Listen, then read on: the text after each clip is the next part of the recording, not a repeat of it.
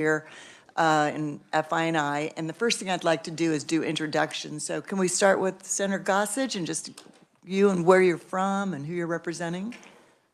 Hi, I'm Senator Beverly Gossage, and I serve on several different committees and chair several. I'm from Senate District 9, which is part of Johnson County, Wyandotte County, Leavenworth County, and Douglas County. Thank you. And Senator Rick Cluse, the new District 3, Southeast Shawnee County, West Lawrence, West Douglas, Osage County, and Franklin. Thank you, Madam Chair. Mike Argerbright.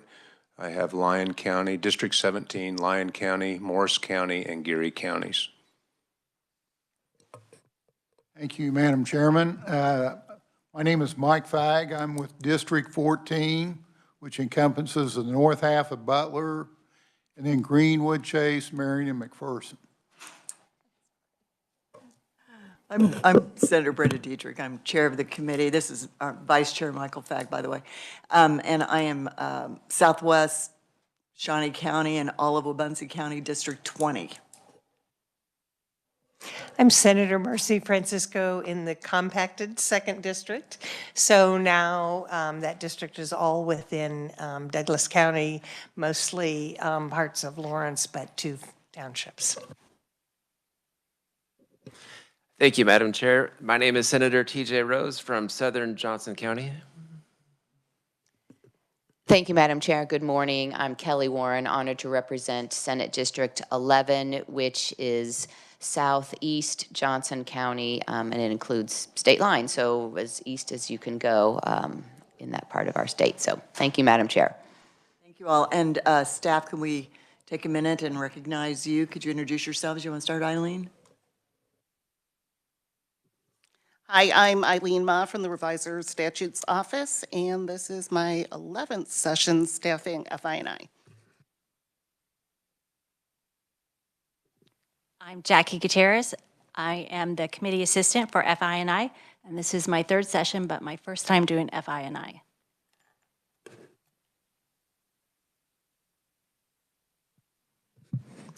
I'm Idalia Orr with the Kansas Legislative Research Department, and this is my 16th session, and I've been on either House Insurance or FI&I the entire time. My name is Leanne Thone. I'm also with Legislative Research. This is my 4th session and my 4th session staffing this committee as well. Hello, I'm Brennan Richmond. I'm with Broadcasting, and this is my 1st session.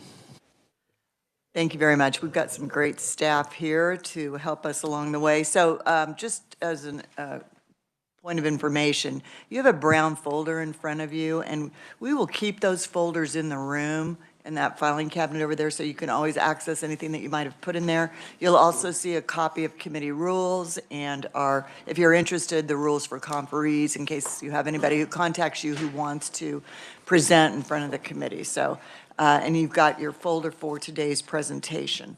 But the very first thing I want to ask is, are there any bill introductions? Anybody on the committee have a bill to introduce today? No? Is there anybody in the audience who has a bill introduction? So I'm going to keep this open because Eric Turek from the Insurance Department is introducing bills in tax, and so we'll go forward with our presentation, but we're going to make him wait after he comes in just for fun, and he can introduce those bills after we're finished with our presentation.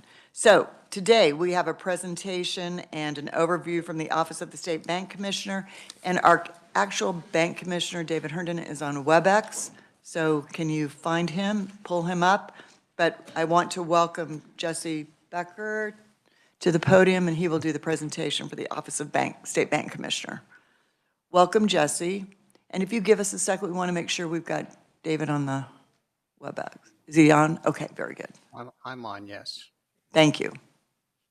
Okay, thank you, Madam Chair and committee. My name is Jesse Becker, and I serve as the Director of Administration and Finance, as well as the Chief Financial Officer at the Office of the State Bank Commissioner.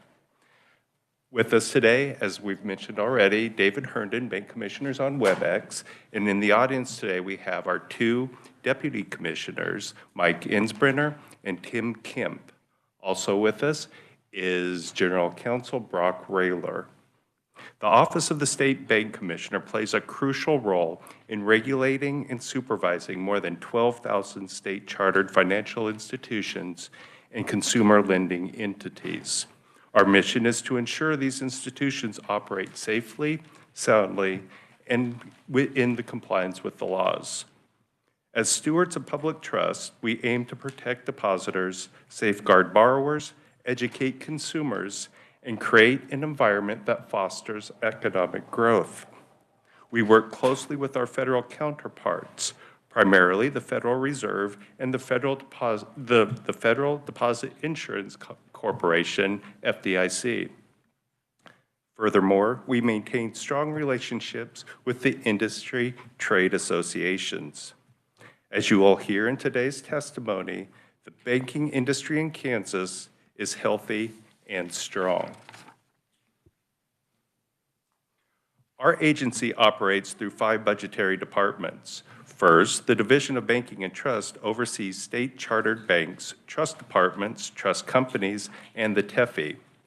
The TEFI stands for Technology-Enabled Fiduciary Financial Institution and is unique in Kansas. This division is led by Deputy Commissioner Tim Kemp. The Division of Consumer and Mortgage Lending, CML, regulates non-depository institutions such as mortgage businesses, money transmitters, consumer credit companies, and debt management servicers. CML is under the direction of Deputy Commissioner Mike Insbrenner. The Finance and Administration Division, this is the division I oversee, and we take care of day-to-day operations, budgeting, accounting, travel, training arrangements and tracking, and HR functions. Headed by General Counsel Brock Rayler, the legal department works with the legislature and represents the agency, the board, and Commissioner Herndon in legal matters. Also, the legal department provides guidance to regulated entities on Kansas laws. The IT department, led by Matt Hodges, manages the agency's internal information technology needs and conducts IT examinations for regulated businesses. Both the Banking and Trust Division and the CML Division are accredited by the Conference of State Bank Supervisors, CSBS, a national organization of banking regulators from all 50 states and some territories as well. Our agency has 114 authorized FTEs and 3 vacancies as of the end of last month. That equates to a vacancy rate of less than 3%. The OSBC operates as a fee-funded agency, deriving its revenue from bank assessments and CML licensing fees. Our fiscal year 2025 requested budget is $13.757 million. Again, all fee-funded, no SGF. We encourage you to reach out to us if you have any questions or need any assistance. Contact information is, Madam Chair, if I may, do you have copies of the slides? We do. Okay, Do good. we have them to project, or are they just for us to look at our desk? We just have the PDF? Okay. So they won't be able to be projected, but we do have copies. Okay, great. Thank you, Madam Chair. So you have a copy of our contact information, and on there is also our web address. And on our web, you can find the latest details on our banks, trust companies, the TEFI, and non-depository licensees. On slide 5 now, the first division I'd like to discuss in depth is the Banking and Trust Division, which actually begins on slide 6. The Banking and Trust Division conducts safety and soundness examinations on all regulated banks and trust companies every 18 months, more frequently for larger institutions or those identified as troubled. While we oversee the TEFI, the Kansas TEFI Act does not allow us to perform safety and soundness examinations on this entity.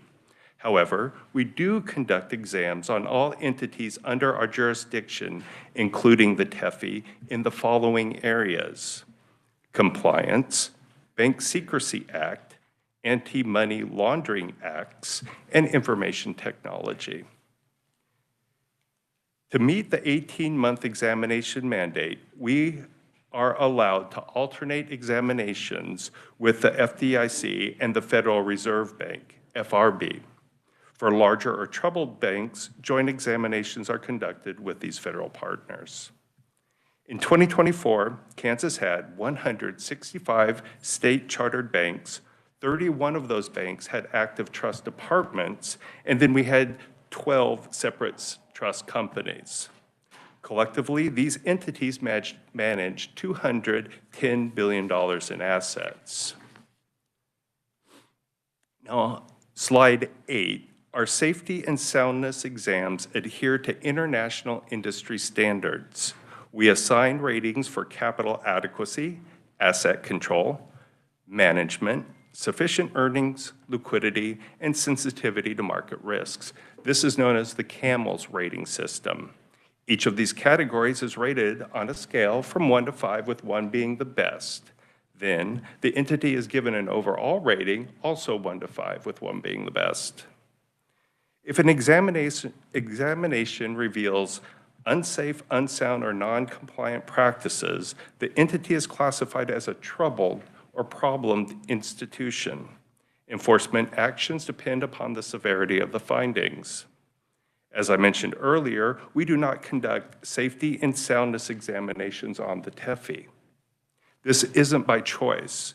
It's because the Kansas TEFI Act prohibits us from doing so. The Act also imposes 2 additional restrictions. First, it specifically disallows us from reviewing and providing an assessment of the TEFI's earnings. The second directive is the Kansas TEFI Act mandates that any goodwill asset be included in that company's capital. These three statutory directives represent a significant departure from the standards we apply to other entities. They deviate from the Uniform Financial Institutions Rating System, the Uniform Interagency Trust Rating System, and they even deviate from Generally Accepted Accounting Principles, GAAP. In practice, this means that the oversight of the TEFI is weaker and less comprehensive than the oversight required for other financial institutions. On November 21st, 2024, Commissioner Herndon delivered testimony before the Kansas Joint Committee on Fiduciary Financial Institutions Oversight. His remarks on November 21st addressed the TEFI situation in more detail. As of the end of 2024, only 6 of the 165 Kansas state chartered banks were rated with a 2, 3, or 4.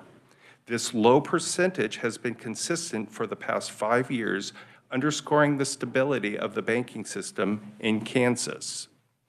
Last week, coincidentally, I learned that one of those receiving a 3 has been removed, so now we have 4 3s and 1 5 for our troubled institutions. On slide 11, there is a bar graph, and the graph highlights the number of banks and total assets in Kansas over the past 6 years. The blue line, which represents the number of state-chartered banks, shows a steady decline. Since 2019, the number of state-chartered banks has decreased by 13%. On the other hand, the bar chart reveals a contrasting trend. Bank assets have been steadily increasing. During the same period, assets grew by $13.5 billion, or a rise of 28%. This combination of fewer banks and growing total assets is not unique in Kansas, however.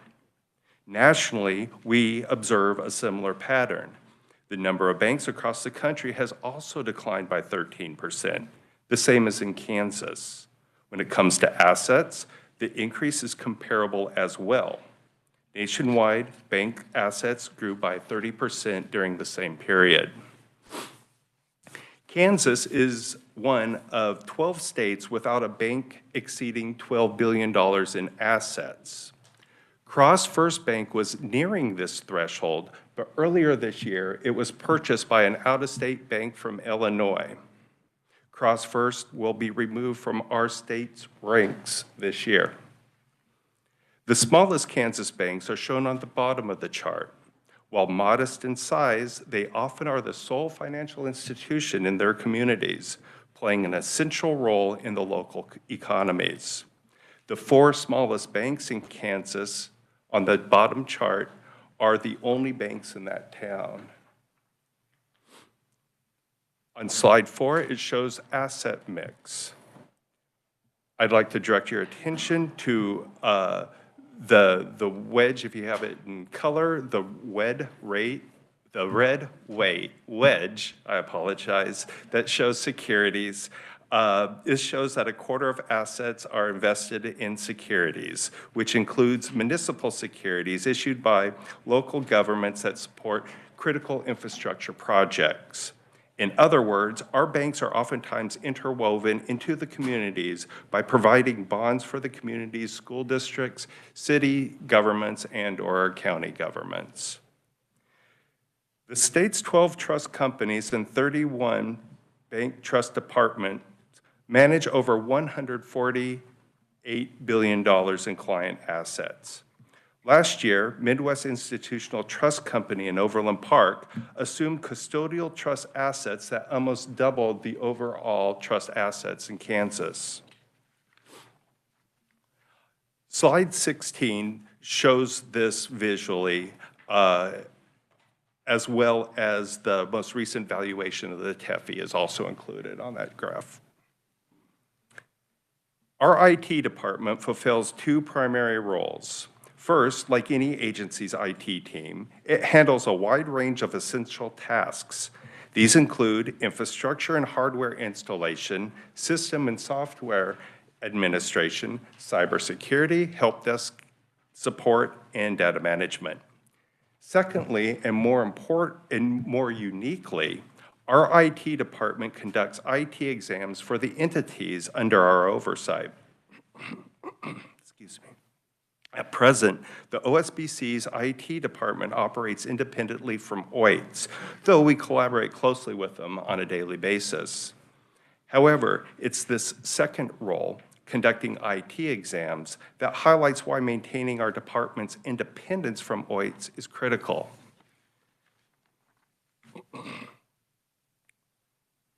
I'm going to skip slide 18 and move to 19.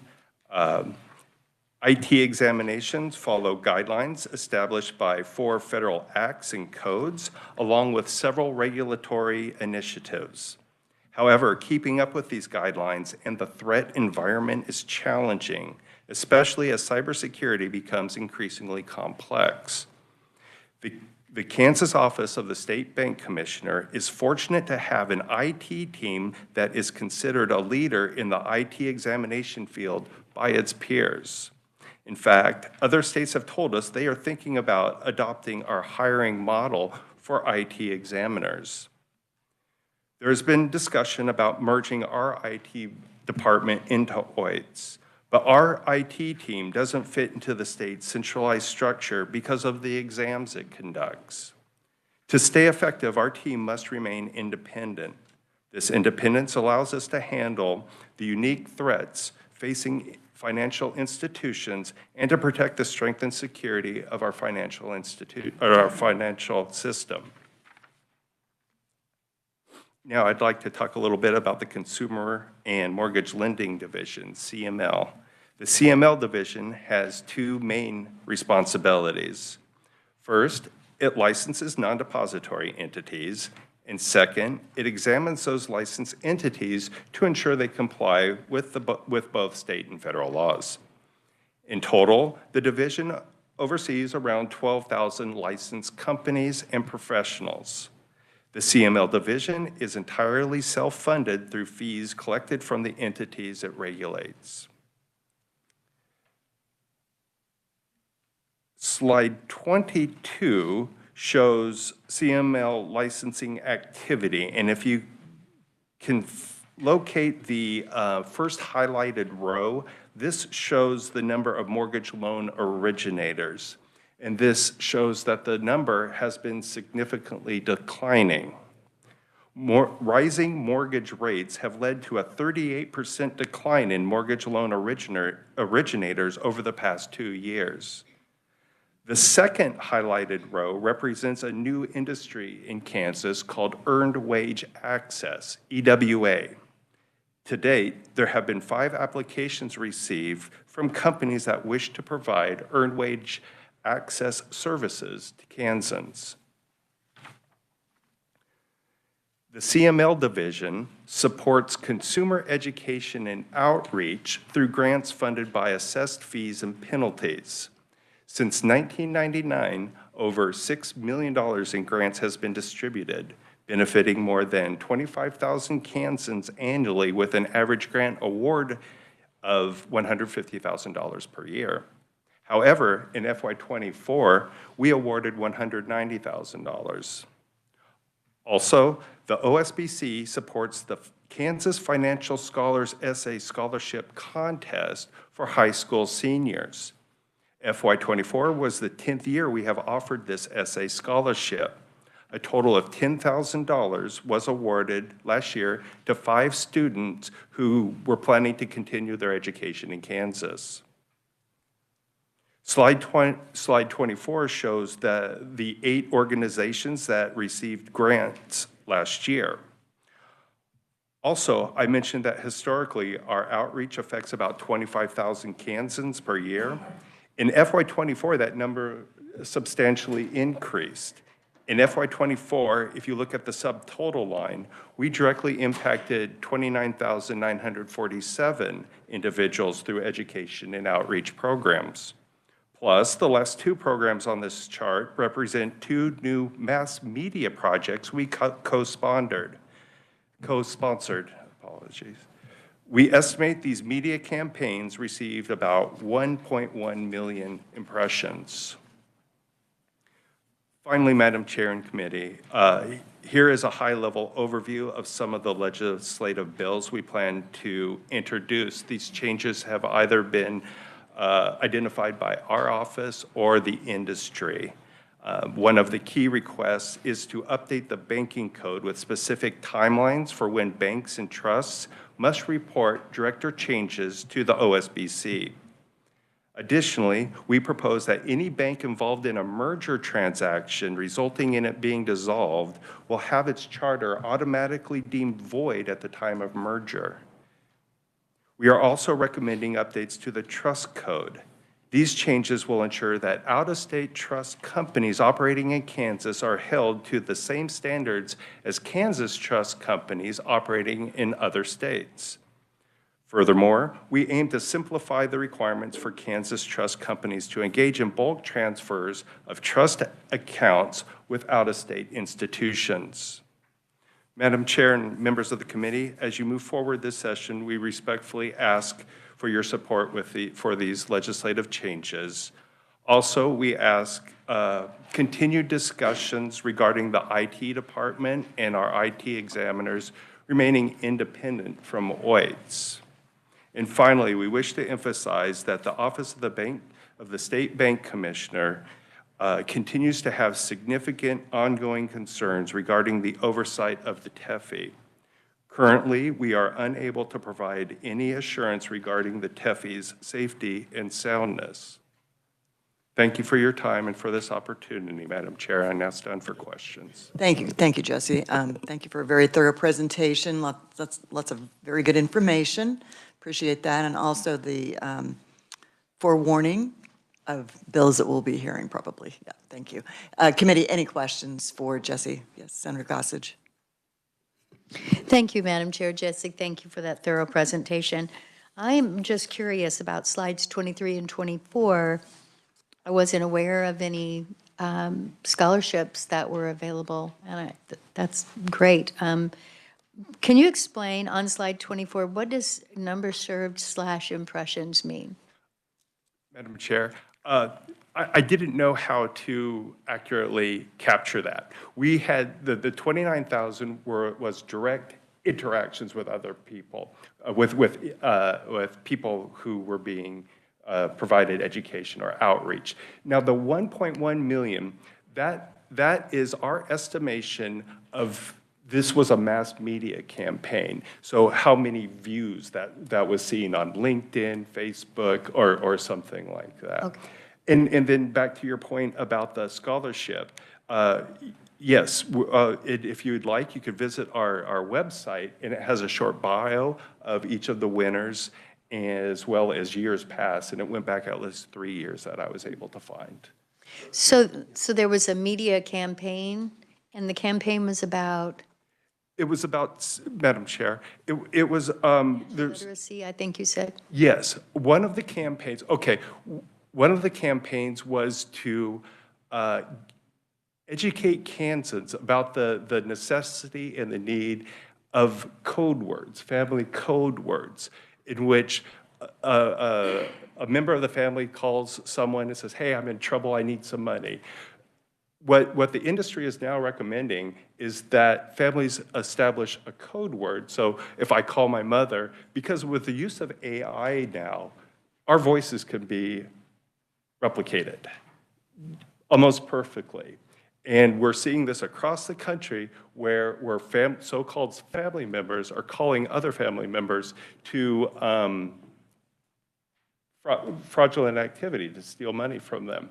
And they're doing this through AI. Now, this code word that I mentioned is every family will have a code word that's difficult for anyone to guess, but common within the family. And that code word has to be said before the person would send any money. Thank you, Madam Chair. Other questions, committee? Senator Warren?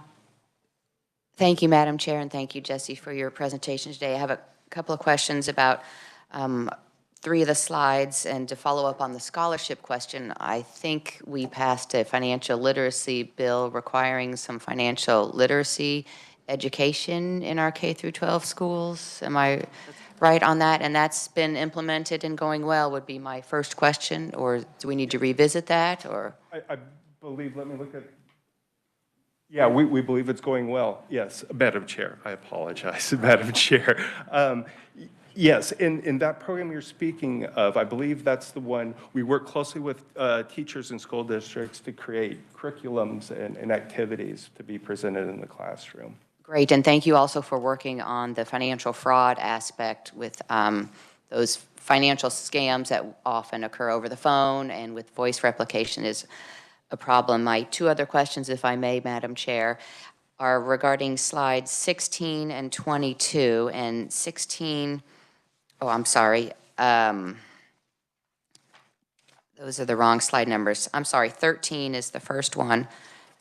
I'm wrong again. 15 is the first one, regarding trusts and the growth of our trust industry in Kansas. We did pass legislation, I think either last session or the prior session, that would allow our trust companies in Kansas to also transact business in other states, because other states were allowing reciprocity, but Kansas wasn't. So my question is, looking at slide 15, it seems to have had a great positive impact on our trust industry in Kansas. Madam Chair, the largest it could be, however, the largest increase we see there is just from one institution. That's where we're seeing the biggest. But available to all trust companies in Kansas. Exactly. And also we're going to be introducing additional legislation this year to even further that reciprocity. I heard that with some of your proposals that you had for legislation. My final question about a slide, Madam Chair, is slide 22 regarding the earned wage access. I believe, was that the result of an act passed by the legislature that would allow companies to set up a process for their employees that if you wanted to get paid not every 2 weeks, but get paid more frequently. Is that what we're talking about in slide 22 and earned wage access? Madam Chair, that could be the case. Usually what happens with that is it's a separate company, and again, that separate company could work with the employer. And you probably have been seeing commercials about this. It goes usually something like, You have earned your wages, you don't get paid until Friday, give us a call, and we'll make it so you can get your. Right, and we your passed an paycheck. act about that, I think, last session, right? Okay. And we're learning then that only 5 employees in Kansas, or 5 employers are taking advantage of that as of today? These are 5, Madam Chair, these are 5 companies that would like to offer that service.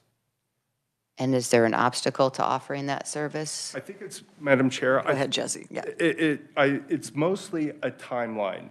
Our licenses will be, the license application will be due in February. So far, we've received 5 applications. So we'll have a better sense of that at the time of the deadline in February, how many actually have applied. Thank you for the update and for the information, and thank you for the questions I was asking, Madam Chair. Appreciate it. You're welcome. Any other questions, committee? Yes, Senator Fack.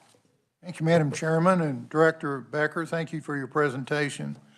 I've got one and then a follow-up. How is the education initiatives funded? Madam Chair, that's fees and penalties assessed from our consumer and mortgage lending division. And my follow-up is, what's your biggest challenges that you have today? You said the banks are doing okay. What keeps you up at night today? Madam Chair, my background's in accounting and I'm the CFO, but actually it's my background in accounting that keeps me up and the dealing with the TEFI. When if I'm an expert in anything, it's probably being an expert in GAAP, generally accepted accounting principles. So, and my background is in accounting and auditing. So whenever I see a deviation from GAAP, that raises some red flags for me. But across the industry, this is what keeps us, we talk about this quite a bit. Fraud and forgery, this is increasing across Kansas, especially check fraud. The number of checks, fraudulent checks is increasing quite a bit. And the amounts that these bad actors are writing checks for is increasing as well, substantially in the hundreds of thousands of dollars. Some other areas that are really hitting the banking industry right now are the increasing amount of resources needed, the banks need to provide for Bank Secrecy Act as well as anti-money laundering acts to be compliant to those regulations.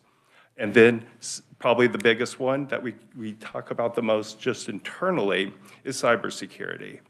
We have, our federal sources tell us that we should be expecting more organized attacks to our banking system. Oddly enough, the bad actors will probably not at first be hitting our largest banks in our nation, like the city banks, but they'll be hitting our smaller banks. The main reason for this is because these state-sponsored cyber attackers, they usually have money in our larger financial institutions. And so they don't want to disrupt operations with those. So they might be showing a sign of their power or their sign of their capabilities by hitting our smaller community banks. So we are concerned about that. And again, that's why our preemptive, proactive IT examinations, we're really relying on that to help us. Thank you, Director Becker. So, committee, if you don't have any other questions, I would like to welcome, thank you for being here so much. I didn't want to dismiss you, but we're going to see you probably back here with your staff when we get ready to introduce bills, and you'll be giving us some additional information on that. So thank you so much. Great presentation. We have a couple other things we need to get done before we adjourn today. So thank you for being here. Thank your staff for being here as well. Thank you. I want to welcome Senator Haley. Senator, we did some quick introductions earlier. Do you just want to say what district you represent, please? Thank you, Madam Chair. I'm pleased to be here. David Haley from Kansas City, Wyandotte County, District 4. First time on FI&I. Looking forward and already appreciate the introduction to this committee that Director Becker just gave, and looking forward to the next one and to serving with you, Madam Chair. Thank you. Thanks so much. If you remember, we left open requests for bill introductions, and I see Eric is here. Eric, would you like to do that?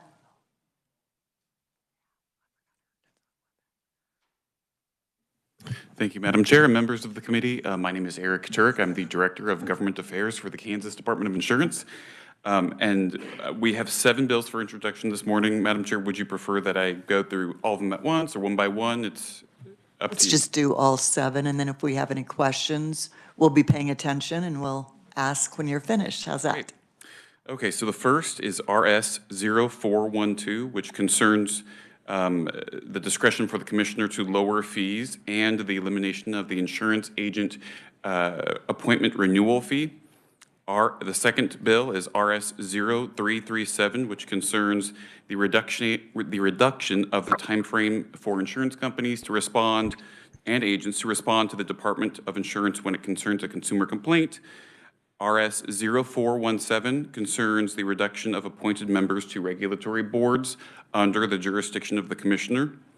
RS 0340 concerns the definition of person within the department's enforcement statute and repealing reports submitted to the governor. RS 0342 concerns producer and public adjuster statutes and bringing parity to those statutes. This is the 6th item. RS 0411 concerns title insurance and the title insurance agents, their annual audits, and requiring that their reports be made available upon request, and requiring a uniform surety bond for those agents across the state. And the last one is RS 0407, which concerns third-party administrators creating separate fiduciary accounts for each of those payers, and require that administrators notify the department in cases of bankruptcy filings. Thank you. Committee, do you have any questions or objections to any of these being introduced? Okay, if not, thank you, Eric. We'll make sure they get read into the Senate. Thank you so much. Appreciate it. I forgot to say goodbye to our bank commissioner, David Herndon, on WebEx. He was so quiet. I don't know if he's still there or not. Commissioner Herndon, did you want to say anything to us? Thank you, Madam Chair. Just a couple of comments that I appreciate the opportunity to appear today, and certainly grateful that you allow me to appear via WebEx.